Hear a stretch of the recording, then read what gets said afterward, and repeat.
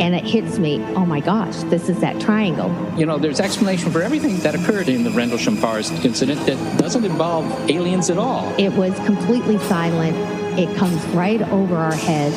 He saw a classic flying saucer really standing in the clearing. He turned over to my father and held his hand, and he looked in his eyes and he said, "We're not alone."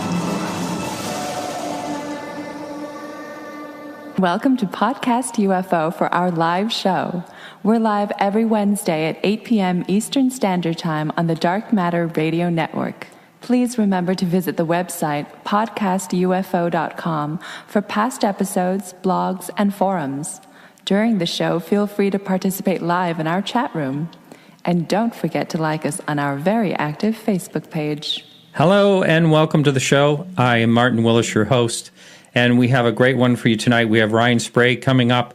Alejandro Rojas is in bed with a sick tummy, so he's not going to be joining us for the news. However, I asked Jordan Boneparte, who was a guest from back a little while ago. He runs his own show called the Nighttime Podcast. He's going to help out with the news tonight. How about that? So anyway, it should be a fun show. I want to thank everyone that does support the show. And if you're listening to this as a podcast, you can watch the show live. Tonight, for instance, is going to be video with Ryan. You can watch it every Wednesday night. The show is live. And you can watch the full show live for free. And that's at 8 to 10 p.m. Eastern Standard Time. It's on our YouTube channel and also on podcastufo.com. There's a great chat room. And it will still play as a full podcast on Thursday nights on the Dark Matter Digital Network, and that's at 10 to midnight, and that's also Eastern Standard Time. And if you support the show, thank you so much. The show does cost several $100s a month, and any of the help you can give does help a lot. $2 a month or more, you can listen to the full shows, archives, plus the Everything Else show, which is also live on Mondays. This week, it will be live on Sunday with Steve Callahan. I'm going on location Sunday, and Steve Callahan, and it has nothing to do with UFOs, but on the Everything Else show, he is the longest sole survivor in a life raft and barely hung on for 76 days. An amazing story. He'll be on Sunday. I'll be live with him. So that's it for now, and welcome to the show, helping out. Thanks so much. Jordan. Hey, Martin. Great to be here. I'm glad to fill in for Alejandro. He's got big shoes to fill, so I'll do the best I can. That's fine. So, yeah, hopefully he'll be back next week. He'll be feeling better. Yeah, it must be a pretty bad tummy ache, because if I recall correctly, I think you fell off of a 2-story roof, and I don't believe you missed any shows. Yes. Just saying. Well, thank you. I'll have to rub that in. Yes. Yeah. It was, that was, I didn't really talk about that, but that was very hard sitting at this chair doing it. But anyway, all better now, and I'm staying off ladders, staying off roofs, and I'm just waiting for winter to get over. We had some more snow. I think we had about 1.5 feet in the last week or so, and I have just about had it. How's things up in Newfoundland? Nova Scotia. Oh, sorry, Nova Scotia. Don't ever mix us up with the Newfoundlanders. I know, boy, that's about the worst thing I could do, isn't it? That is. Now we got the same thing going on. It's although it's the first week of April, where spring is off to a great start. We got 1.5 feet of snow about, and it's hasn't been much above freezing much above freezing in the last week or two. So I'm ready for it to warm up indeed. Yeah. And places in the country in the U.S. are having some. You hear about some record temperatures. That's where I want to go, wherever the record temperatures are. Exactly. For right now, anyway. We just need an alien to abduct us and drop us off somewhere a little warmer. That would be lightning fast, and not come back for a while. So you have a story you want to start out with? Yeah, and this is a story, actually, I just came across my desk today. Somebody had emailed it to me asking if I had heard about this. I think this story's out of Brazil, and I think it's all just kind of breaking online kind of in the last day or two. And I will preface it by saying it's one of the stranger stories I've heard, and I haven't looked into it enough to know that for sure this is true and not some crazy hoax or something. Although a lot of reputable news sites are picking it up and starting to report on it. But the main reporting is out of Brazil, and it's in Portuguese. So I've been throughout the day kind of collecting articles from Brazil and translating them and following the story. So basically, in essence, what it is it's a missing persons case of a 24-year-old guy. He's been missing since the 27th of March out of Brazil. His name is Bruno Borges. It's Borges. And now basically what had happened is his parents had been gone away for, I think it said about 3 weeks. So parents gone about 3 weeks, and it was him and his sister and his brother staying alone at the parents' house. And while his parents were away, he took to basically locking his bedroom door and just staying in his bedroom pretty much the entire time. His brother and sister didn't think much of it because, again, he's 24, so he's, free to have his privacy.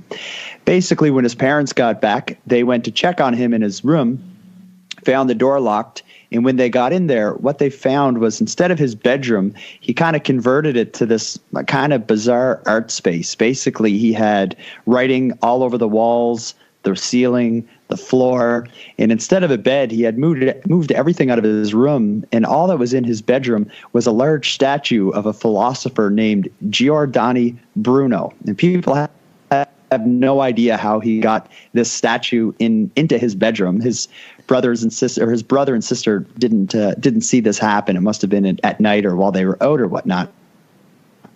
But anyway, how this relates to the UFO phenomenon, which is he had spoke a lot about UFOs and related topics in the years leading up to this, at this point still unexplained disappearance.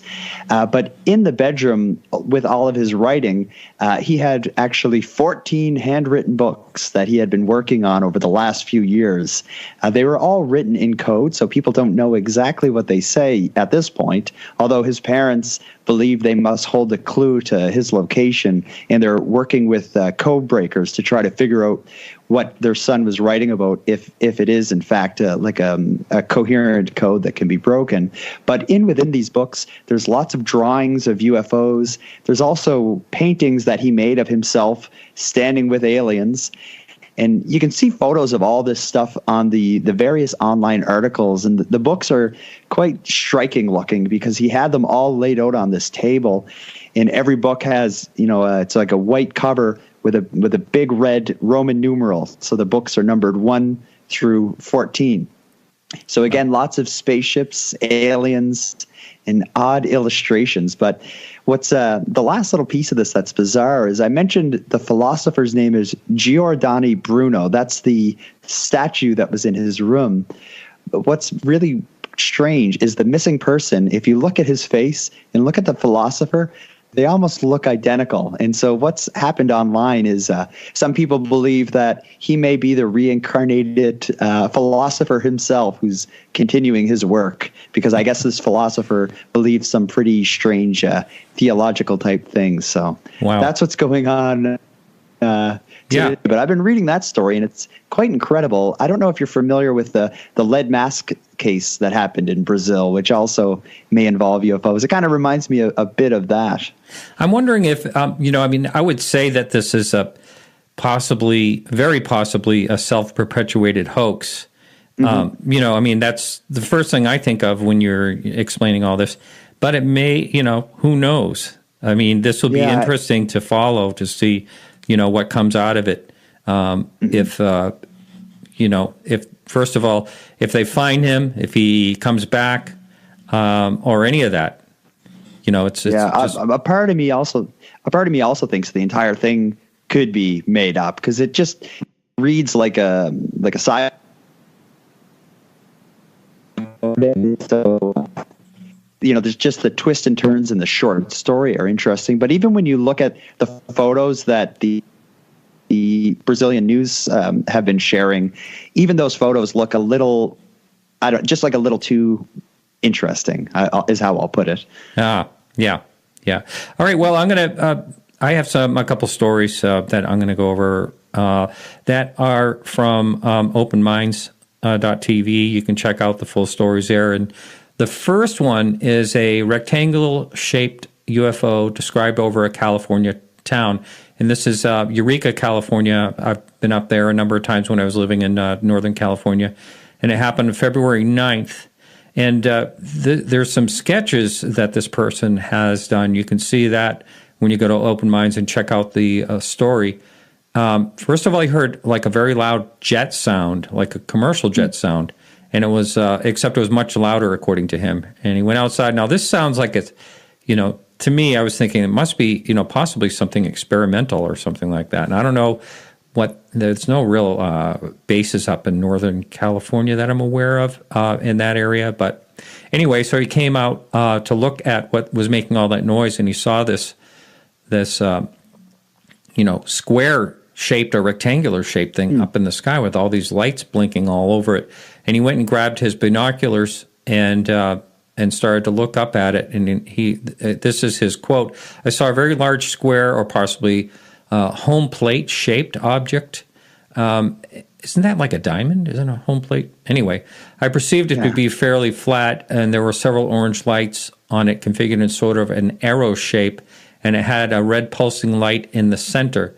Now, you always hear about these lights in the center of any, a triangle craft, sometimes like the large amber lights in the center and all that. So anyway, he said this is the second time that he's seen this type of object in the last year and a half. And this, again, is up in Eureka, California, and it's in Humboldt County. And so anyway, I thought it was kind of an interesting one. I'm not sure if you got to look at any of these. I got the Open Minds article up as we're talking now. It's I do see what he like. I'm looking.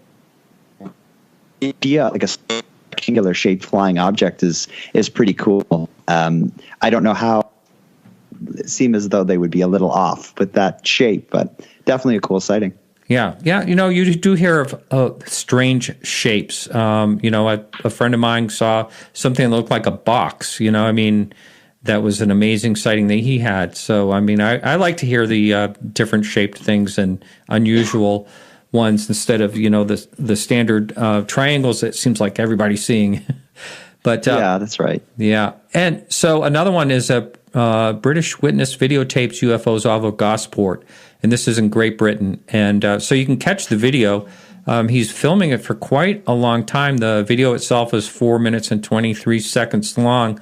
And so he's very calm in the narration, and he thinks it's a UFO. It's definitely three lights, and they keep going off and on in kind of different shapes in the sky. Very much looks like a triangle. It's a pretty good video. I suggest anyone can go check that out on openminds.tv. So I think that's it, Jordan. I want to thank you so much for filling in. I really do appreciate it. My pleasure. I look forward to listening to the rest of the show with you and Ryan. All right. Yeah, you might as well jump in the chat room. Will do. I'll see you there. Have a great show, Martin. All right. Thanks a lot. Thanks for having me. Yeah. So our next guest, he's been on the show a few times, and great guy. Always enjoy him. He helped me out when I was out at my first live show out in Phoenix. He ran the camera for me, helped me out a lot, and it's always a lot of fun. Ryan, he's a professional. Ryan Sprague, he's a professional playwright and screenwriter in New York City, and we're friends on Facebook. He has a very interesting life. I'm always seeing him doing kind of exciting things, and he has been interested in the UFO topic and has written a book, and we're going to be talking about that as well. Ryan, welcome to the show. Thanks, Martin. Thanks so much for having me, man. It's always a pleasure. I've been a fan for so long. And like you said, it was a pleasure to finally meet you in Arizona. And, the second we shook hands, it was immediately we started working together. I know. I think I put you to work in 5 minutes, right? It was awesome. But that's what I do when I'm there. I've been volunteering at the UFO Congress for like 5 years now. And I love it, man. I love getting out of New York City for once. Yeah. And B, I just love meeting people and doing what I can to help anyone trying to research this topic. So yeah. I think we're having a little bit of a Skype issue. I'm hearing it just from the chat room. Okay. So we will have some questions from chat. They'll come in. So can you talk a little bit? You've written a book on Richard Dolan Press that came out back in 2016, and it's up on the screen here somewhere in the skies. And what is the tagline for that? I think that was an interesting tagline you have. Yeah, so it's a human approach to an alien phenomenon. And this came about early on in the writing process. I knew I wanted to write a book about UFOs, so I came to Dolan, the publisher, and I said, I want to write a book about UFOs. And he said, great, so does everyone else, you know? How can you make it different? And the more we narrowed in on it, I'm a playwright in New York, so my life has always been about characters, about how people tick, how they react, how they ultimately change. And I thought, why not try to, put my playwriting skills as they were into the UFO topic. So that's when I decided to focus on the having the experience, not so much the what, the when, the where, but the who and the why. And how a UFO sighting, a encounter, or even a possible claimed abduction experience, how it changes a person, what they believe it is rather than the author or the researcher, and what we can learn from that ultimately. So that's where the tagline really came from and what the focal point of the book really is. Yeah, I think that's a number of people have touched on that a little bit, but nobody has really dove into it like you have. It's kind of like, what is the reaction? What is the human part of this instead of, the human part of the whole equation type of thing. I want to read to the listener just a minute. I want to read the very first chapter of your book because I thought that was a great way to start this book. UFOs are here whether we like it or not. The question isn't their existence. It's the intention of whatever lay at the source of the phenomena. The source remains a mystery no matter what you may have heard, read, or seen. Anyone who says they have the complete answer to UFOs should be handled with a healthy skepticism. After all, it is a mystery that has baffled humanity for over 70 years since its modern inception. It remains the same today. But what if the most intriguing and the most important aspect of UFOs actually didn't lie in the answers at all? What if it relied in the questions? And I thought, wow, that is a great way to start a book, Ryan. Well, thanks, man. It's hard with an introduction because you have all these grandiose ideas about what you're going to write about eventually, but then it changes the minute you start writing. So what I did is I saved that introduction for last, wrote the book, and then went back. What did I learn from the experience? What did I learn from the 2 years of research, of going out and meeting these people, spending time with them? And ultimately, what could we learn about the not phenomenon? I do believe there is more than one thing going on here, one source, as it were. And ultimately, what we could learn from that. So thank you. I hope that came across. It was a little unclear in my head when I first wrote it, but the fact that it stuck with you, I appreciate that. Yeah. Now, you just said something I thought was pretty interesting, and that is, I'm sorry, I'm having a little bit of technical problems here. Pardon me. No worries. Okay. Now I lost my train of thought. What you had meant about when the person gets involved in something like a UFO, are you also talking about their memories of the incident, how you can almost, possibly embellish what you're seeing and things like that? Is that the type of... That's always an issue and a challenge that I've come across time and time again. I had my own personal UFO sighting as a child, and while I could try to detail that the best I can now as an adult, I know for a fact that I don't remember everything that happened. I don't know the most minute details about what I saw, how far up it was, what time it was. Those are just things that change, and memory is faulty, yes. To be honest. It is extremely fallible, and I don't even think that it's really on purpose by the witness or the person having the experience. I think that's just the way it is. The embellishment aspect, yes, that can definitely happen. And I've had more than one individual come to me and try to relay the same story twice, and it's completely different. They up the ante, as it were, each time. But for most witnesses and experiencers of the UFO phenomenon, I do think that they are genuine, they are sincere, and they're trying their best to recall it as best they can. And I can't fault them for that because I've been in their shoes. Yeah. So when you were interviewing people, can you talk a little bit about that? I know I was looking at your conclusion because I didn't get a chance to read. I got a chance to skim through your book. I've got like 4 books going at the same time here. So, but thanks so much for sending that along.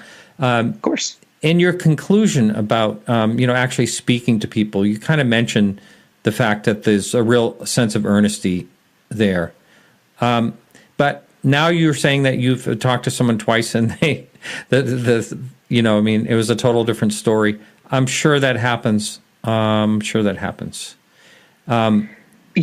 are certain people, though, that have stuck to their story for many years, and you never hear a single variance, which, Travis Walton, for one, a number of people like that. Absolutely. Travis is the prime example of a witness who has never swayed and has only learned, I think, from his memories. His recent developments are that he believes he was saved by these beings, which is extremely interesting and intriguing, and it makes sense if you really sit down and think about it. In terms of the people I interviewed, hundreds of people within the 2-year span. I narrowed it down to a few dozen or so in the book, and those are the people I think are most credible. For the ones who I believe may have, A, been delusional, or B, were just trying to up that ante and make it more extravagant or exotic. Those are the people that I didn't want in the book. I wanted the most credible individuals out there telling their story, sticking to it, and not being afraid to really own that, to embrace it. And all of the individuals in the book use their real names as well, which I made a pact at the beginning that if you were not going to use your real name, I didn't want the story. I wanted to put names to faces and faces to the stories. And if they were brave enough and courageous enough or possibly dumb enough to do that, then so be it. But they trusted me. I trusted them. And the journey of the book is so rewarding in as the writer and as someone who's also looking for answers as well. Yes. Yeah. The part I love the part where you say that, anyone that claims they have the answer basically, treat with skepticism, or, I usually say run the other way, and, I always think that, we probably haven't thought of exactly what is going on. The fact is, like you say, there is something going on, and just what it is the big question mark, which, keeps me on the show every week, and the exploration of it. And before we forget, why don't you talk a little bit about the podcast that you do? Oh, sure. Yeah. Well, I've got 2, actually. I host one with former Open Minds employees Maureen Nelsberry and Jason McClellan. That's UFO Mod Pod. That's a bi-weekly show. And it's really a fresh approach to the whole UFO phenomenon, very much like what you're doing, and getting it out to an audience that doesn't necessarily always think about this topic like we do every single day, and making it accessible for them, steering them in the right direction. I think the younger generation interested in this topic, they don't know where to go. They Google UFO and it's just endless garbage everywhere. Yeah. So if we can do our part at trying to relate to this younger generation who have lived with the internet since the day they were born, if we can steer them in the right direction, keep them focused, and also let them look up at the sky every once in a while. Yeah. I think that's the way to go. So each other week we cover a historical case, try to bring them up to date on the Roswells, the Rendleshams, the Cash Landrums, what have you. And so they know the history of the phenomenon, and then let's build upon that. What could it have been? What do we think it could have been? And then, we bring on people like yourself. We bring on researchers, scientists. We had Peter Levenda, the author of Mr. Tom DeLonge's recent book. Very controversial, to say the least. But people like that who are speaking to the younger generation. So very exciting. Love doing it. And the other podcast is actually called Into the Fray. And that's hosted by Shannon LeGros and Sam Sheeran and myself. And every week we just come together, man, and we hash it out. Bigfoot, ghosts, UFOs, what have you. I was never really into that other stuff. I was always UFOs from the start. And it's great. I'm in each week and I learn something new about topics that I never really thought about and could possibly be linked to the UFO phenomenon. So exciting, a little frustrating at times because we never find answers. But again, I think it's that journey that matters. So yeah, you can find those both on iTunes. So thank you. Yeah. No, I think it's really important to have like a liaison to the younger people. And the mistake that I possibly make on this show a number of times is I'll go right into a case like everybody's already knows about it, and the young people or anyone who's just getting interested in it may not even know the iconic cases like Roswell. They may not even know they may have heard of Roswell. I think probably everybody has, most likely, but they may not know the details. So when I talk about a case, a lot of times on the show with someone, I'll act like everybody knows about it. And so it's a good idea to have something out there where something can be explained all the way through, like it sounds like you're doing.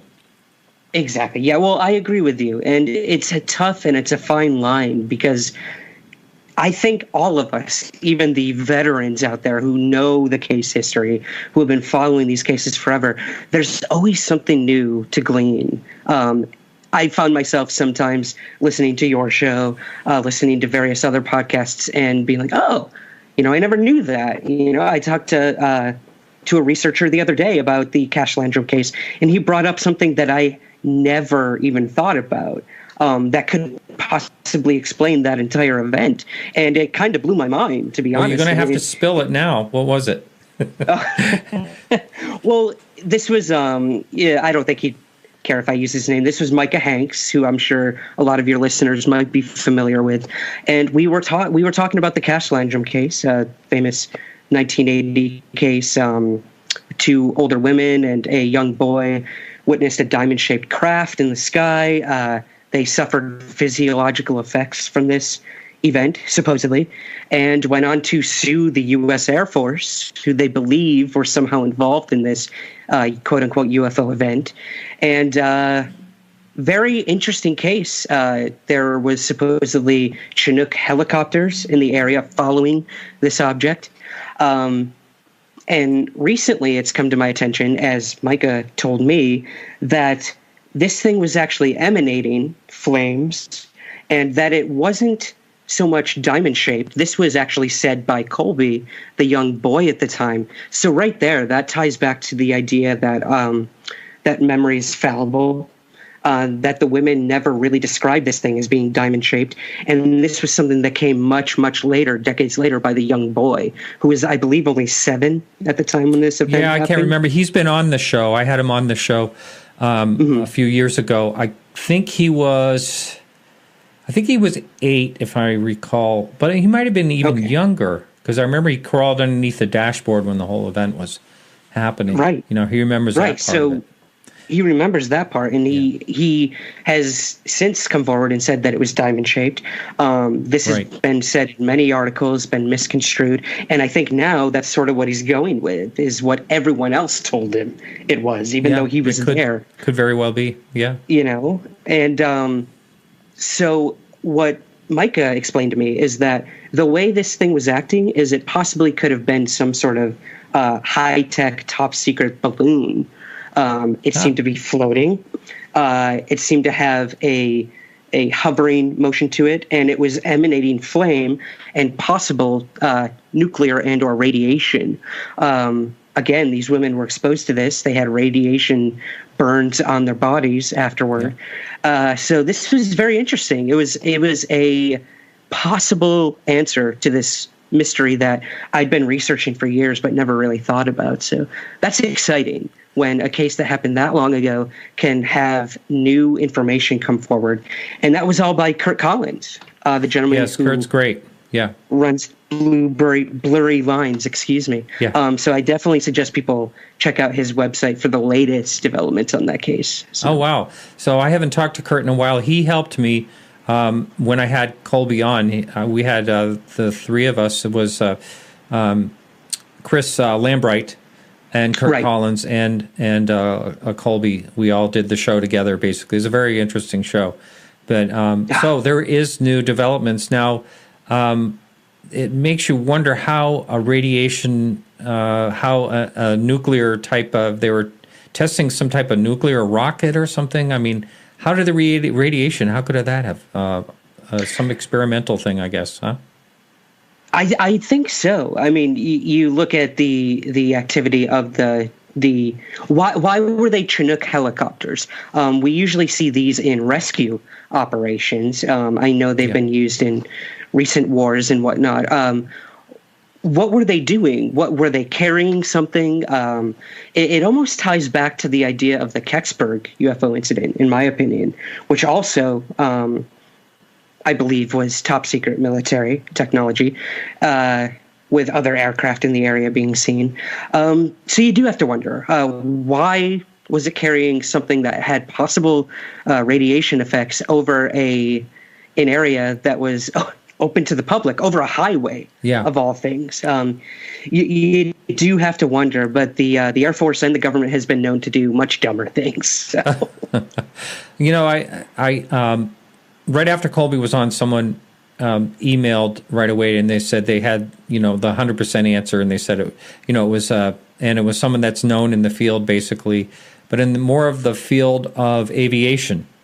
And they said, this was, they sent me drawings and everything, and this is exactly what it was, that type of thing, experimental craft, but someone that claims they have the exact answer, it's another could be, and I absolutely pass that along to Kurt, and I don't know whatever happened to that. I also had someone that contacted me, pardon me, that saw that I had Colby on and read one of the articles that I had about the Cash Landrum case, and they said that they were actually a witness, and they were nearby in Texas and had a complete story. And I passed that along to Kurt Collins to see if he could investigate that and see how credible that supposed witness was. But he claims he saw the whole thing, type of thing. Well, there you go, man. I mean, we still have witnesses coming forward from the Bentwaters case as well, as soon as like a few months ago. So these cases are ongoing. We still have living witnesses, which I think is very important. But yeah, then you really do have to question, why didn't they come forward sooner? What is their intention with coming forward now? These are questions we struggle with on a daily basis when speaking to witnesses. So that's exciting, though. I'd love to hear any developments with new witnesses to that case, because it's highly controversial, but it still remains one of the most interesting cases in UFO lore, in my opinion. Yeah, lore. I like that. Someone wanted to know what you thought about the Flatwoods monster. Have you ever checked into that or read about that at all? That's a bizarre case. Yeah, very bizarre. I actually just wrote about that incident not too long ago. Oh, maybe that's why they asked. Yeah, it's possible. Yeah, my memory is waning on when this happened, but I do know that it was an extremely strange case, and it harkens back to those old B sci-fi movie days, it does, yeah. Where something crashes monster in the woods. and 12-foot monster, exactly. It was big, mechanical looking.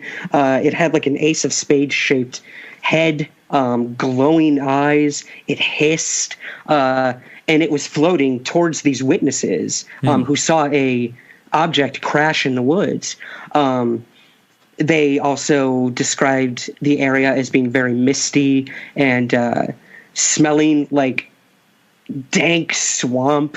And when they left the area after this thing started coming towards them, they called the police. The police came to investigate, couldn't find anything, but they did find scorch marks in the farm area where this event occurred. The mist was still there, the smell was still in the air, and again, you had witnesses, both adults and children, who saw this thing. So you have to wonder: was it alien? Was it crypto-terrestrial? Or was it both? Yeah, I know. It's another just weird case. And it's also a little bit, of the, I'm trying to think of, I actually had the guy Calvin on this show, and I'm just trying to remember that case when they looked like they had carrots growing out of their head. Are you familiar? You know what I mean in that one? It was a Calvin Parker. He was on the show. I just can't think of the name of the case right now. But that was just another real bizarre story, but a real credible one, a real interesting one.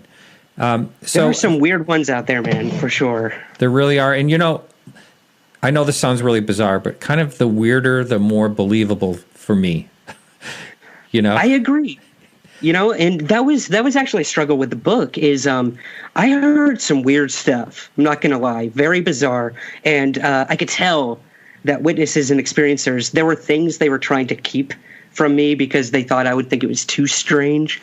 But again, when there's that much detail and things are that complex and weird, that's when I really think there's something to it. These things aren't as cut and dry as we think.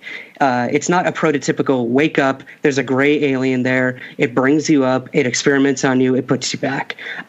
There are many holes and gaps to fill in those types of experiences, which some people use hypnotherapy or regression to try to unravel, and others remember it all. And it's strange, it's muddy, it's murky, and I think we're only starting to scratch the surface. Very weird, very bizarre. And again, like you said, I think that's what makes the genuine stories really stand out, is the weirder, the better, in my opinion.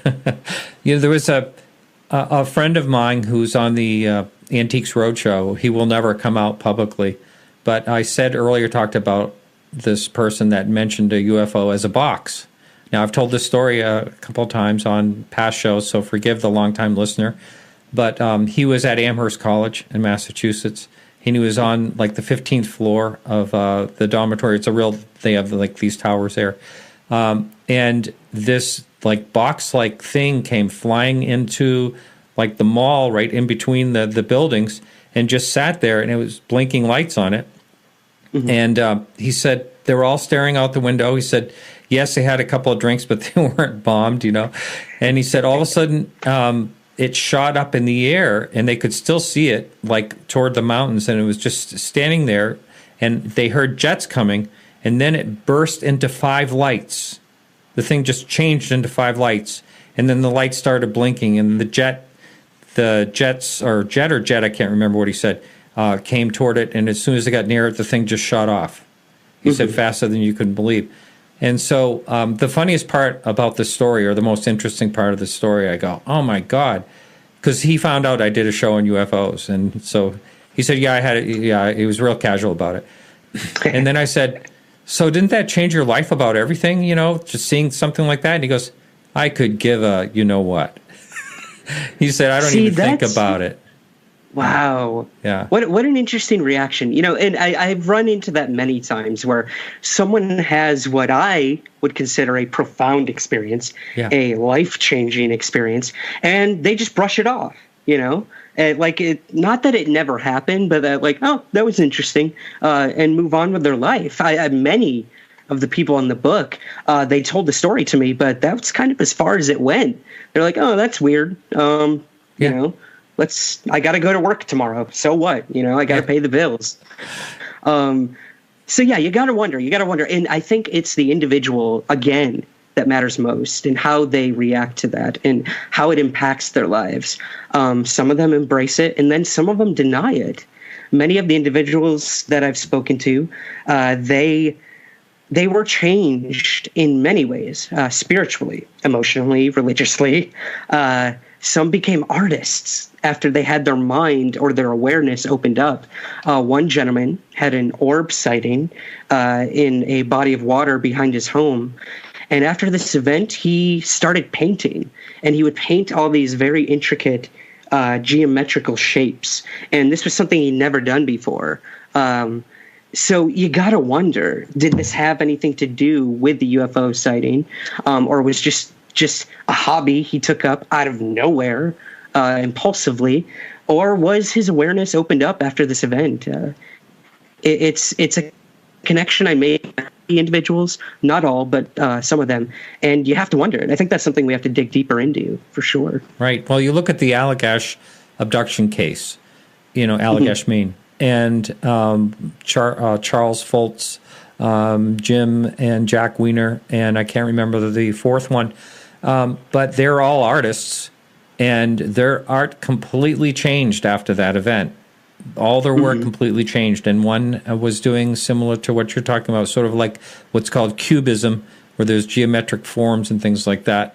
And then Jack Weiner actually became brilliant with numbers, to the point where he started to work, on the space program, and someone that had not really dove too much into numbers itself and math. He just became brilliant with numbers, and that's fascinating to me. One of the iconic cases as well. Absolutely, that's a prime example of it, I'd say, for sure. Yeah, and the reaction that they have, and the continuing. You hear about a case like that and you just think, wow, that was such a mind blower. And here I am starting in the middle of the story for the listener that's not aware of the Allagash case. 4 guys went up into Maine. They're on a lake. They saw, this is in a nutshell, they saw a light off into the lake when they were looking for someone that was lost, basically out in a canoe. There was other witnesses that saw it too. And that's weird. And so then they went out at night. They lit a big fire, went out at night, out into the middle of the lake to go fishing, and they saw the light again. It came closer to him, and Charlie Foltz, instead of I asked him why he did this, but he flashed his flashlight at it, and as soon as he did, it shot right over to them, and supposedly a beam came down, and that's all they had remembered for years, until they started having bad dreams, and the memories started coming back to all of them. But their lives had totally changed from that point on, not realizing what it was about, basically. It's a great story. Anyone out there that hasn't looked into it, just look at the Allagash incident up in Maine. It's a really great story.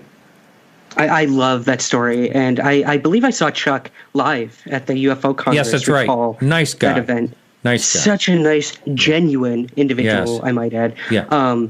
And I believe these men. I honestly do. I know there's controversy with the case, as there always is with abduction cases. There always will be. Yeah. But I think it's that change that matters. If you don't mind, there's one other gentleman I spoke to, Michael Carter, a gentleman here in New York City, actually, where I live, originally from New York City. He had an abduction experience when he was in his 20s, and they kept reoccurring. These small chalk-colored beings kept visiting him in his home. So he wasn't being brought up into a craft that he knows of, but he remembers the room turning very cold. The temperature would drop. He would hear sounds from outside, inside the bedroom. So very interesting. But what happened was, during one of his experiences, he saw an image of a lightning bolt with prayer hands, and the lightning bolt was sort of going through them. Now, Michael took this as a sign, as some sort of symbol, and he started to do healing, energy healing. He was never that kind of person. This was a dude who grew up in Harlem, in New York City, very tough African-American guy who has dealt with so much throughout his life. Mystical New Age stuff was not his thing, but he started doing this afterwards. But not only that, he took the prayer hands and became very spiritual. And eventually, he moved out of the city and opened his own congregation down in the South, a Universalist, Unitarian church, I believe. So right there, Martin, you have a possible abduction experiences that completely altered the path of one man's life. Wow. He told me, he said, I was agnostic, never believed in God. After these events, not only did I start believing in a higher power, but I then intrinsically linked my experiences into my spirituality. So very intriguing. He grappled with that for a while of, if there is a God out there, is he letting these experiences happen to me, these others? Very intriguing. I continue to talk to him today. He continues to preach to his church, and he's written a few books about UFOs and the Bible. Yeah. So that's a rabbit hole that I have a lot of contention with, but good for him and all the power to him. He's found a way to bridge that gap, and that's very interesting, in my opinion. Yeah, there's a lot of, you think about the toll it takes on people's lives, the stress of at least the people that are claiming experiences, abduction experiences. I've said this before in the show, if something like that was actually happening to me, I don't know how I would ever deal with it. If something that I could actually believe was totally happening to me like that. Nowhere to hide. Yeah. How do you go on day to day? Just like your coffee would taste different. Yeah. The people in front of you, everything, in my opinion, would change. I can't even imagine. And again, I think it really comes down to the individual and what they take from it. Yeah. How they can handle it. Everyone handles things differently. Someone a question here in the forum. Could you relate the experience of Scott, who was at a drive-in theater when a UFO passed over it? Pardon me. Did he remember this experience right away, or did something trigger his memory later? Oh, okay. Yeah. So this person definitely read the book. This was a gentleman named Scott Santa. He is a former MUFON field investigator and also a retired radioman, first class for the Coast Guard. And he came to me early on in my research. He never really talked about this incident often, but he'd been listening to podcasts I'd done, articles I did, and he reached out to me. And I was so happy that he did, because this is one of the most interesting UFO sightings I've come across, Martin. This happened back in 1974 in Cuyahoga Falls, Ohio. And Scott was going to a drive-in movie theater with a good friend of his. And it was some sort of double feature for the night, horror movie or whatever. And they just wanted to go, have a good time, have some drinks, maybe meet some girls, he told me. And so they pull into the driveway, movie hasn't started, and he goes to the refreshment stand, gets some popcorn, and he's making his way back. And he notices there's these children in the driveway area playing, and they're staring up, towards the movie screen. So he's wondering what they're looking at, and the movie hasn't started yet. And he looks above the movie screen, and there's just this huge, massive, chevron-shaped black object hovering over the movie screen. So, what is this? He gets back into the car to tell his friend to come and see. Like, am I seeing things? What's going on here? The friend sees it. And then the thing starts coasting over the drive-in theater. And I remember Scott telling me from tip to tip, it covered the entire drive-in. So this thing was just massive. It was completely silent. He saw no sort of disturbing metal or, anything like that. It was just solid black mass. And everyone starts freaking out. They get into their cars and they try to start their cars to go, and nobody's cars would start. And we've heard this a lot. Yeah, exactly. Yeah. No one's cars would start. Not only that, all the power in the drive-in theater just shut off at this point. So then they can't even see the thing anymore. Everyone's terrified. But then there was this one moment that Scott remembers that everyone in the drive-in just stared up, and it was silent. He couldn't hear anything. And they all just stared up in awe as it floated over them. He remembers feeling like a weird vibration throughout his body. Ah, really? And then yeah. We'll talk about that in a second. Yeah, but keep going. Definitely. And he remembers it starting to go off into the distance, into a field, and then everything's back to normal. Lights come on, cars start, people start to get out of this daze. But what the next part is what really captured my attention. Scott says that after this happened, he went to use the bathroom, and nobody was talking about what just happened. Not a single person, as if they didn't even remember it having just happened. Now, again, was this missing time? Was this some sort of instant amnesia? But Scott goes back to the car after he uses the restroom. They watch the entire movie, and they go home as if none of this ever happened. Yeah. He didn't remember any of it that night.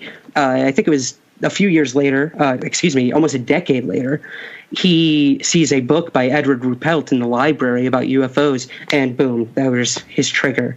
All the memories started flooding in of what happened that night, and it terrified him that all these memories just came out of nowhere. And he searched for the friend a decade later, couldn't find him, had no idea where the guy ended up in life.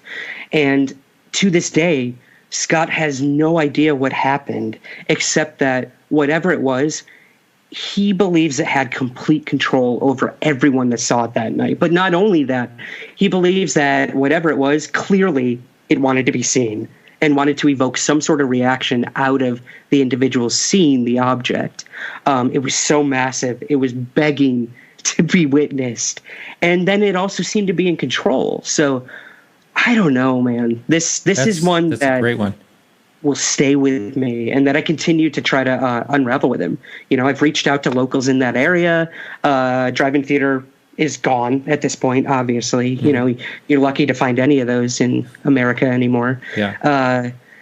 And just trying to find anything I can on this event so that there's at least one more witness to corroborate this story. I do believe him. I think that's a lot of pressure on one man to come forward with this event with having no one else, even though there were supposedly dozens and dozens of people there to talk about it. So, yeah, fascinating. That's great. And, you know, there's a lot of cases that I've heard where people do not remember or don't even talk about it. A friend of mine that's in the antique business stumbled across my site that had a major sighting of this thing right over the head of when he was 17 and his buddies walking down the street, and they were scared to look up at it anymore, and they felt like they felt a presence as well, and then it was basically gone. Never talked about it again, like it never happened. A past listener to the show told me about her story in Australia of a triangle going over her and her feeling like a pressure down and like a vibration type feeling. Interesting. Yes, very interesting. And we hear that a lot with these triangles. Yeah. Whatever type of propulsion they seem to use could be electromagnetic, could be some sort of free energy that we've yet to even really scratch the surface of, but it does seem to have some sort of physiological effect on those below it. I had my personal sighting, which I think we spoke about early on a different interview. Yeah. I had a triangular sighting as a child, and I had that same feeling, this weird vibration in the back of my ears that went down the back of my neck into my chest. Like, all I can relate it to is like an amp at a concert. If you're right up against that and it's vibrating, that's what I could feel. Now, whether that was just pure adrenaline and fear of what I was seeing, I don't know. But we do hear this a lot with these delta-shaped, these chevron-shaped or triangular crafts. So you do have to wonder. Right. I want to say a shout-out to the Beat family in Birmingham, England. They listen. The whole family listens to all my shows over there, and I just want to say hello and thanks for listening. It's just something I remembered to say. I guess. Thank you for listening. Yeah, thanks for listening. And so, yeah, that is an incredible story. And, so many stories I've heard, though, are similar in the way that the witnesses don't talk about it afterwards. I mean, it's even the Allagash case we were talking about earlier. They never spoke about the whole incident. They can't, they just wouldn't talk about it, at first, until 10 years later. Another friend of mine in Canada had a disc fly over with 2 jets. They heard the afterburners, and the jets were flying over chasing it. And everyone there at the party, same thing. They didn't talk about it, and he brought it up to a few people a few days later, and they didn't remember it. Right. Well, I think it really is just a modge-podge of both the ridicule factor, first of all. Yes, could be. Yeah. And or some sort of intelligence agency or military program silencing people. I mean, that seems very surface level and cliche to say, but between these two, with the whole ridicule factor of coming forward with the UFO event, we know Stanton Friedman's whole thing about, asking people how many people have seen a UFO. 95% of people raise their hands. How many reported it? 10% raised their hands. Yeah. People don't know where to go. They don't know about MUFON. They don't know about the National UFO Reporting Center. I didn't have a clue myself. In 2006 when I had my sighting, it never occurred to me that there was an online way to report a sighting. Exactly. I just thought I have to call someone. Yeah, and then who do you call? You call your local law enforcement, and they're gonna. That's what I did. They're gonna hang up on you. That's about what they did. Yeah. Yeah. Yep. Or even the local, FAA or what have you. It's death for any of them to get involved with a UFO incident. You look at something like the Japan Airlines case, yes, where a pilot had a UFO sighting, reported it. He's put on desk duty. Yeah. A couple months later, he actually lost his job for a while, and Richard Haynes actually fought for his job and got it back, which is part of the story I had never heard of before. Me either. That's amazing. I didn't know that either. Tadahuchi, I believe, was his name. Yeah, something like that. The gentleman. Yeah. And a seasoned 30-year pilot or 20-some-odd-year pilot. Unbelievable. Exactly. And for him to come forward and recall this event and not know what it was, that says a lot, and that comes a lot with pilots. I spoke to a few pilots in the book as well who had sightings, and those were always good to me. So why don't you bring up one of the cases? I want to hear about that. Yeah, sure. One of them was out of South Carolina, where a gentleman named Gary Travis had what I call the Foo Fighter syndrome. He saw these orange orbs as he was flying. He's a civilian pilot and owns his own plane, goes up whenever he wants. He takes these incredible GoPro videos. I'll have to send you a link to those. Didn't have it on the day of the UFO sighting, of course, but he remembers these orbs coming around his plane, surrounding it, above, below, and to the sides, and just following him. His instrumentation was definitely affected at this point. Things started going all over. Things started beeping, blinking, everything you can think of. Nightmare scenario of being in the air and having these things happen. And he remembers trying to outmaneuver them. He couldn't do it. And then finally, they all just darted off and left. Everything went back to normal. He'd never had an experience like this before, and never even thought about the UFO topic. And now he's one of us, man. He's in the fold. He's looking at reports from all over. He's speaking to other pilots and trying to get them to come forward with their sightings. So I think the more pilots who are willing to come forward, the more that ridicule factor is going to be stripped from that profession, and we're going to get some of the most credible reports that we possibly can from pilots. People are trained to know what the heck is up in the sky and still can't explain what they're seeing. It's frustrating, but it's also extremely compelling that so many pilots have seen these things in the air. That's right. Yeah, I have a few friends that are commercial pilots, and I've brought the topic up to them, and supposedly I'm going to get connected to someone that had a major sighting. And I don't know the details at all, but I hope that does happen. I'd love to actually interview someone like that. How did you find these people that you interviewed, like the pilots? A lot of this was done, I will admit, through social networking. That is one thing that I love it for. It's a gift and a curse, but I did reach out to many UFO Facebook groups, support groups for the experiencers, and was able to find people who were willing to come forward. Others reached out to me. Every day when I put these messages up on the internet or in forums or whatnot, I'd start getting emails flooding in about people who wanted to come forward. And again, then it comes down to who's the most credible, and who do I think will put a credible face to the topic? So I wanted to speak to your everyday people, professors, law enforcement, pilots, religious people, and they're all in the book. Everything down to, the worker at the grocery store. These are everyday people having these extraordinary experiences. Okay, that's it for the free part of the show. Thanks so much for listening. We'll be back next week with Erica Lukes. We're going to be talking about the Skinwalker Ranch and more. So remember, you can support the show, listen to the entire shows and archives for only $2 or more per month. You can always watch the full show live on Wednesday evenings as well, and that's on podcastufo.com. All right, so we'll see you next week, and remember to keep your eyes to the sky.